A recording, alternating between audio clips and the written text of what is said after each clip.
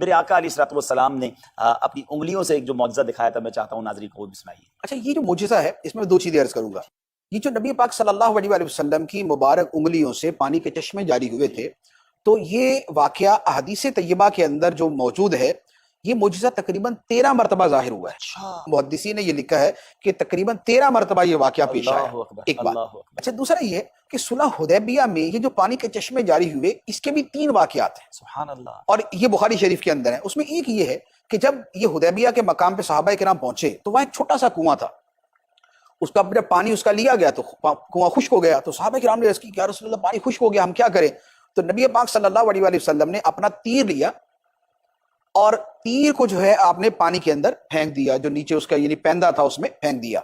بس وہ تیر جیسے جا کے لگا، وہاں سے پانی ابلنا شروع ہو گیا اور وہ کنواں جو ہے وہ بھر گیا، اور صحابہ کرام نے اس سے پھر سارا پانی بھرا اور اپنی ضرورتوں کو پورا کیا۔ اچھا، دوسری روایت یہ ہے کہ صحابہ کرام نے عرض کی تو نبی پاک علیہ الصلوۃ والسلام نے پانی منگوایا، آپ نے اس پانی کو نوش فرمایا، اور ایک کلی جو ہے وہ آپ نے اس کنویں کے اندر ڈالی۔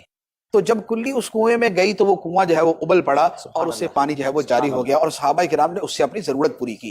اس پر علامہ عسقلانی رحمۃ اللہ علیہ نے یہ لکھا ہے کہ یا تو یہ ایک ہی واقعہ ہے جس میں یہ دونوں چیزیں ہوں، اور یہ بھی ممکن ہے کہ یہ واقعہ دونوں جدا جدا ہے، وہ علیحدہ ہوا، یہ علیحدہ ہوا۔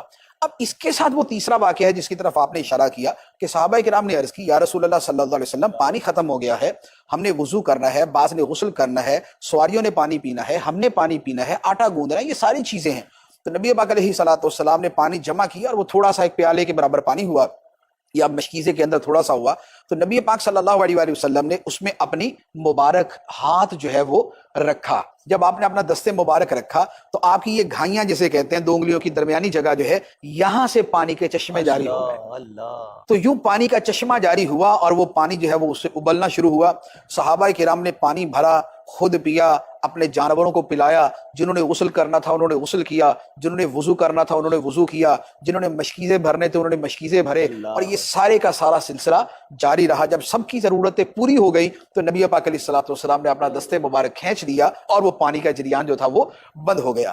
حضرت انس رضی اللہ تعالیٰ عنہ سے ایک جگہ سوال ہوا، بخاری کی روایت ہے، مسلم شریف میں بھی ہے، کہ آپ لوگ کتنے تھے کہ جنہوں نے اس تھوڑے سے پانی سے اور نبی پاک علیہ الصلوۃ والسلام کے دست مبارک کی اس نہر رواں سے فیض یاب ہوئے تھے، وہ کتنے افراد تھے؟ تو انہوں نے جواب دیا کہ تھے تو ہم 1400، اور ایک روایت میں کہ تھے تو ہم 1500، لیکن اگر 1,00,000 بھی ہوتے تو نبی پاک علیہ الصلوۃ والسلام کے دست مبارک کا جو فیضان جاری ہوا تھا وہ اس 1,00,000 کو بھی کفایت۔ سبحان اللہ، سبحان اللہ۔